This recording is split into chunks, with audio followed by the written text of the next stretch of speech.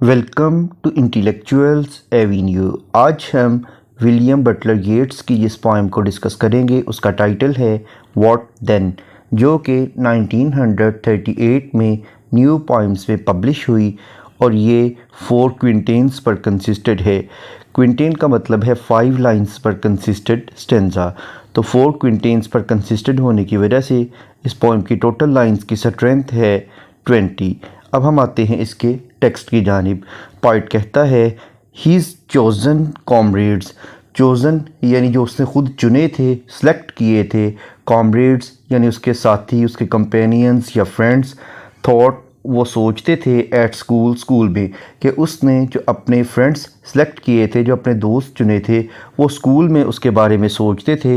He must grow, कि ये लाजमन बहुत तरक्की करेगा, प्रोग्रेस करेगा, एंड फेमस मैन, और एक बहुत ही पॉपुलर और एक बहुत ही मशहूर शख्स बन जाएगा।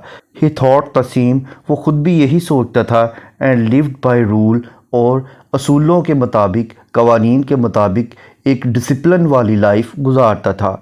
ऑल हीज़ 20s, अपने 20s में यानी 21 साल से लेकर 29 साल तक, क्रैम्ड विद टॉयल, वो बहुत ही सख्त मेहनत करता रहा, यानी उसने हमेशा सख्त मेहनत के अमल को ही दोहराते रहा।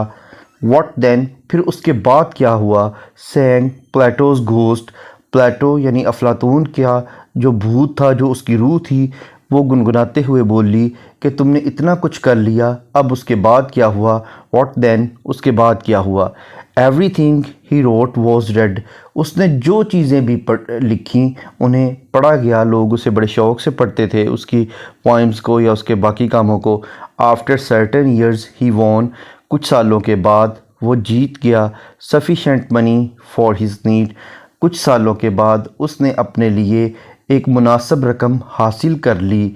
Friends that have been friends indeed, जो उसके दोस्त थे दर हकीकत उसके अच्छे दोस्त बन गए।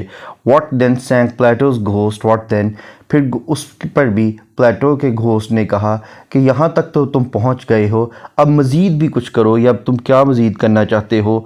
ऑल हिज हैप्पियर ड्रीम्स केम ट्रू, उसके तमाम जो ख्वाब थे वो सच साबित हो गए, पूरे हो गए।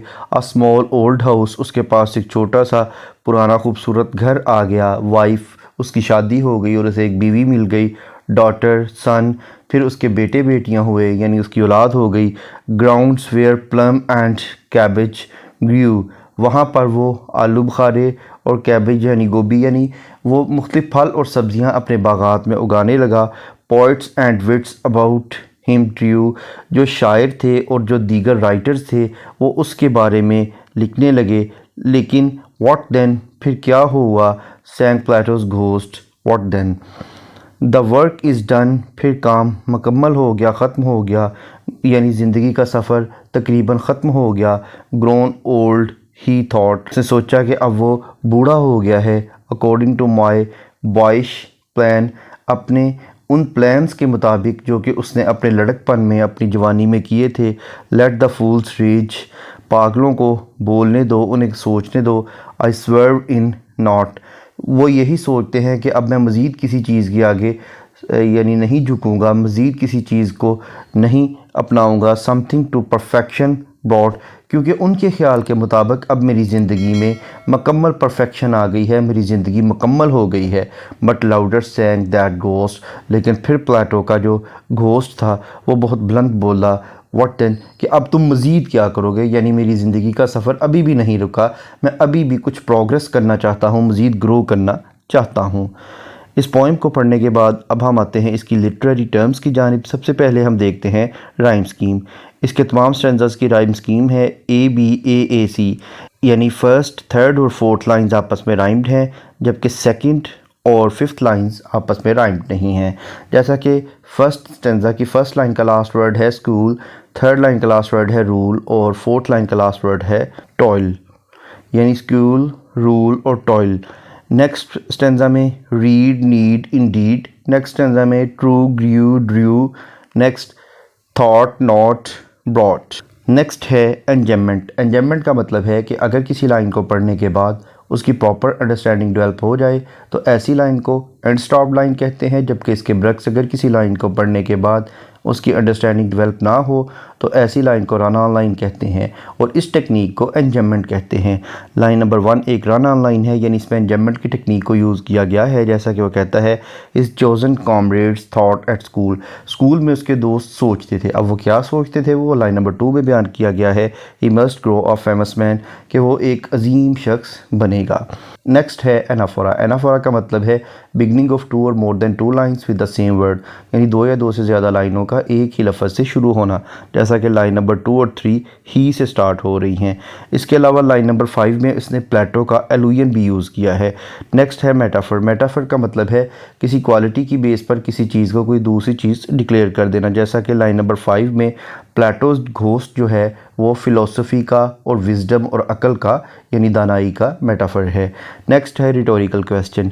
इसका मतलब है ऐसा क्वेश्चन जिसका आंसर तो पार्ट को मालूम होता है, लेकिन उस पर जोर देने के लिए, स्ट्रेस देने के लिए या एम्फेसाइज करने के लिए ये क्वेश्चन रीडर के सामने रखा जाता है, जैसा कि व्हाट देन। इसके अलावा लाइन नंबर 5, 10 और 15 इन तीनों लाइन्स में सेम वर्ड्स रिपीट हुए हैं, यानी what then sang Plato's ghost, what then. Next है कायूरा। कायूरा का मतलब है कि अगर पोइट किसी लाइन में पॉज या ब्रेक ले यानी वक्फा ले तो उसे कायूरा कहते हैं, जैसा कि लाइन नंबर 16 में द वर्क इज़ डन के बाद कॉमा यूज़ किया गया है। नेक्स्ट है एलिट्रेशन। एलिट्रेशन का मतलब है बिगनिंग ऑफ 2 और more than 2 lines with the same letter और साउंड, यानी 2 या 2 से ज़्यादा अल्फाज का एक ही लाइन में एक ही लेटर से स्टार्ट होना, जैसा कि लाइन नंबर 1 में मस्ट और मैन ये दोनों वर्ड्स एम लेटर से स्टार्ट हो रहे हैं। लाइन नंबर 4 में 20s और टॉयल, लाइन नंबर 12 में स्मॉल सन।